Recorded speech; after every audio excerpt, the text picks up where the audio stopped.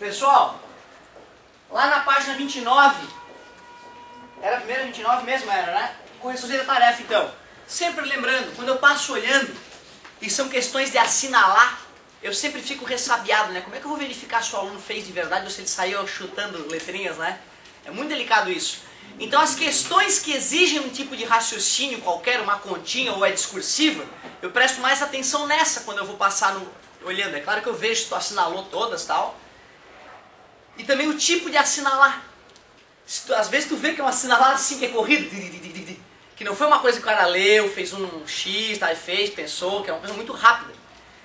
Mas o que mais me deixa preocupado é quando eu vejo um aluno que na única questão dessa de assinalar que tinha que ter cálculo, não teve cálculo nenhum. Aí eu sempre pergunto se tu fez de cabeça essa questão, e às vezes o aluno na cara de pau fala, fiz de cabeça.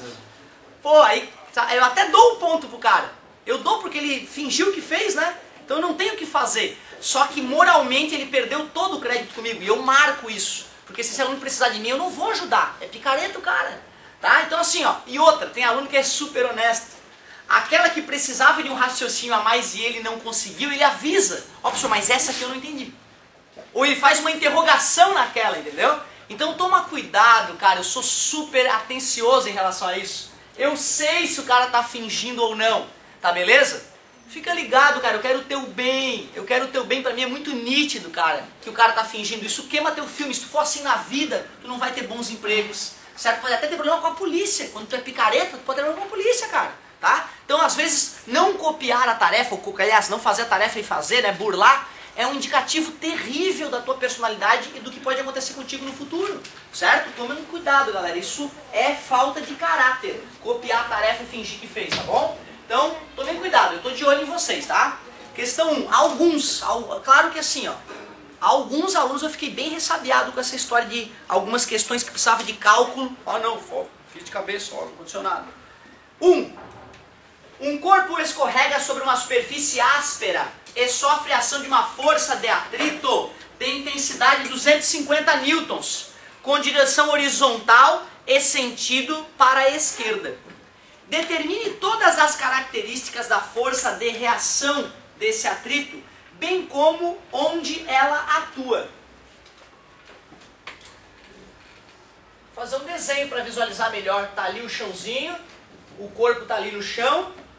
Superfície é áspera, sofre a ação de uma força de atrito enquanto escorrega. Então ele está indo, por exemplo, deixa eu ver para onde é que é a força de atrito, horizontal e para a esquerda. Então ele está deslizando para a direita, sem dúvida ele está deslizando para a direita.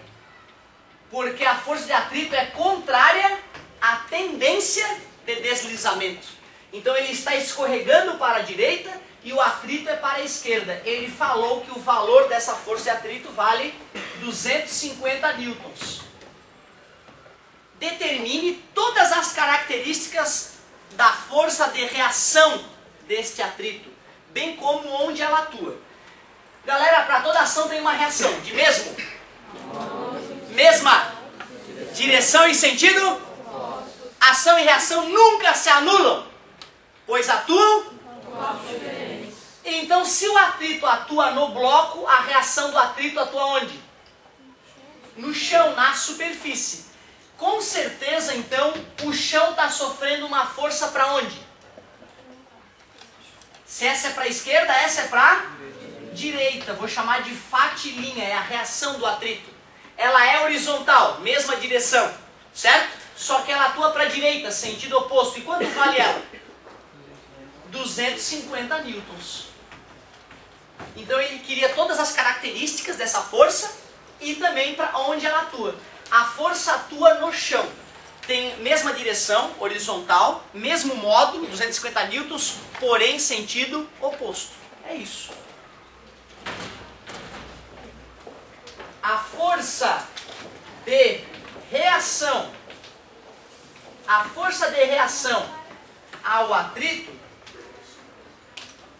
atua no chão. Ou seja, na superfície, né?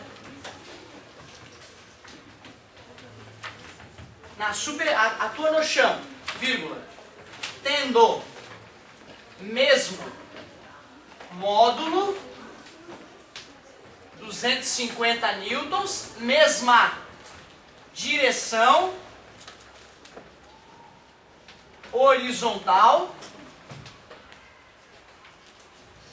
e sentido oposto para a direita.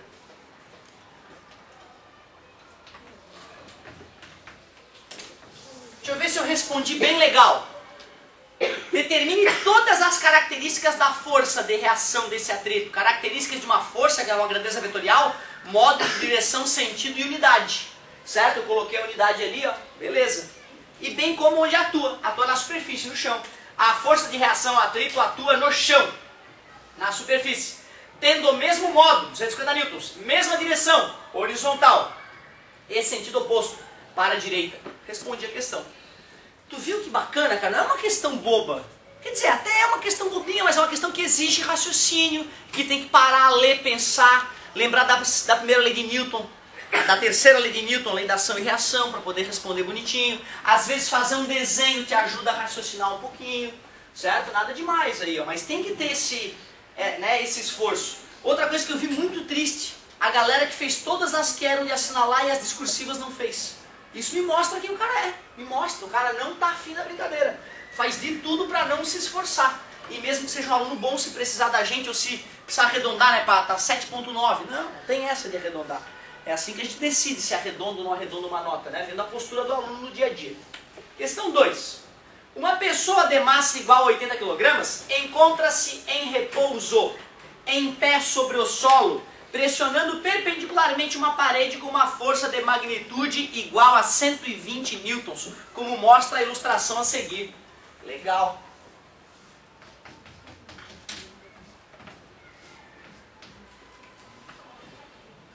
Ó, o meu está mais feliz. Beleza. Certinho.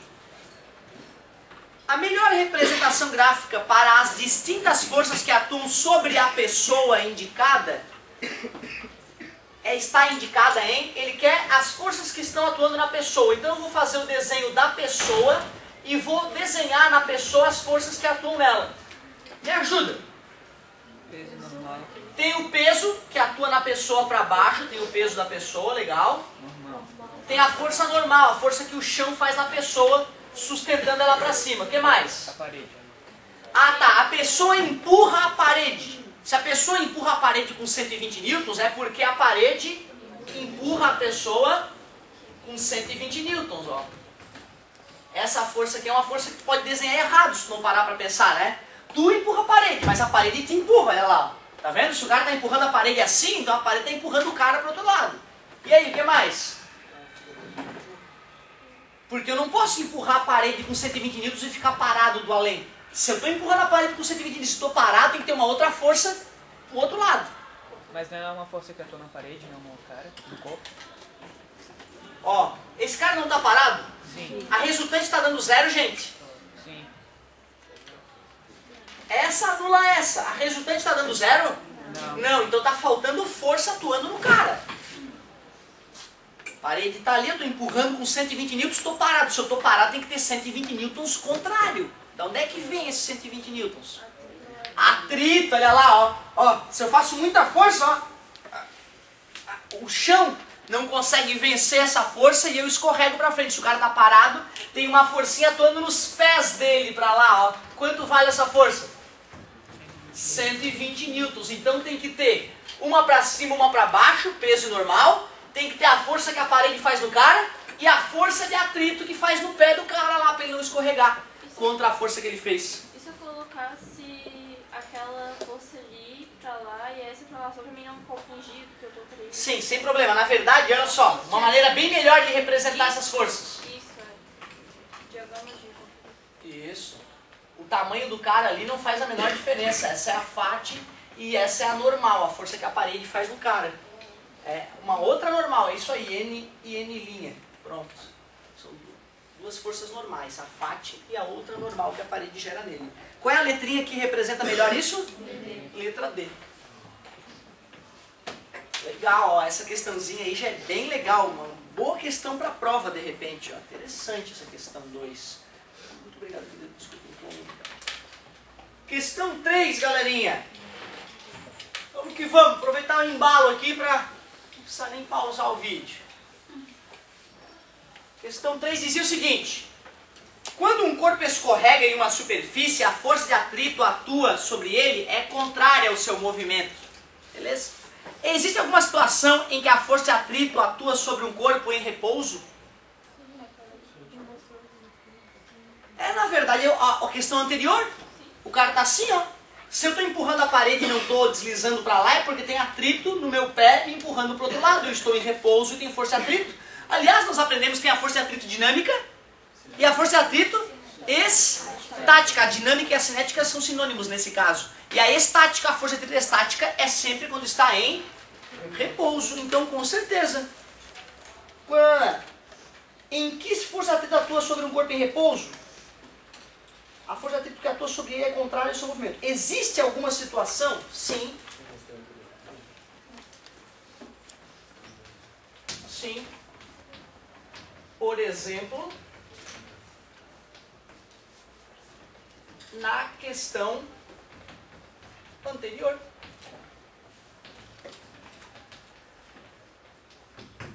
Então, questão anterior tem uma força de atrito atuando no cara e ele está em repouso. Olha que loucura!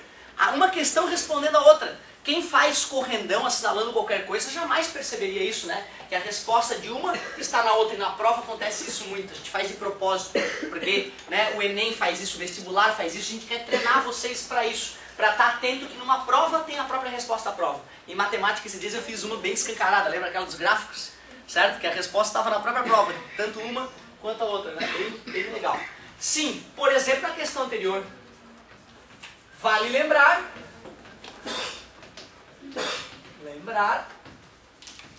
que estudamos força de atrito estática. Vale lembrar que estudamos força de atrito estática que atua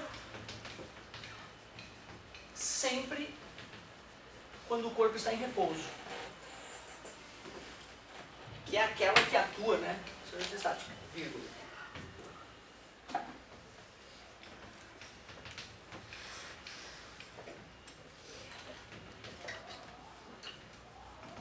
Que é aquela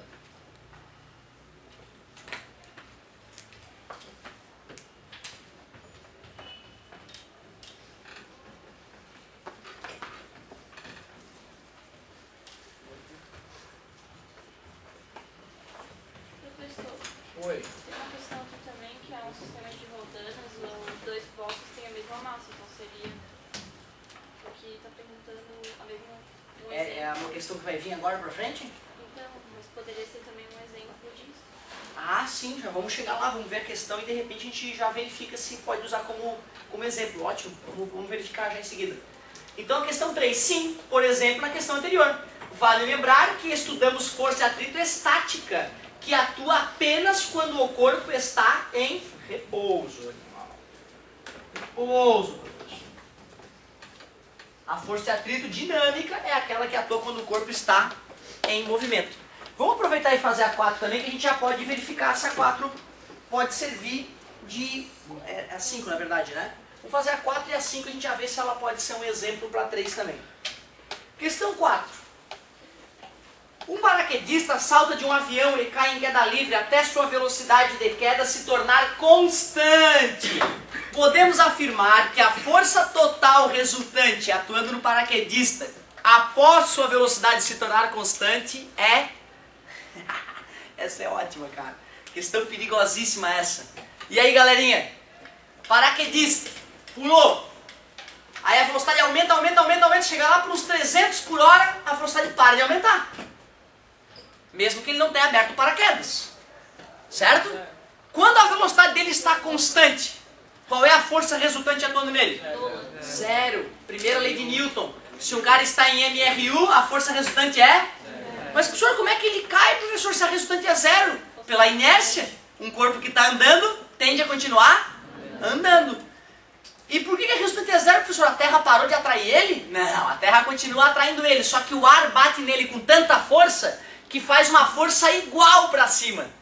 Certo? É por isso que existem casos das pessoas pularem de paraquedas, o paraquedas não abrir e mesmo assim ela sobreviver.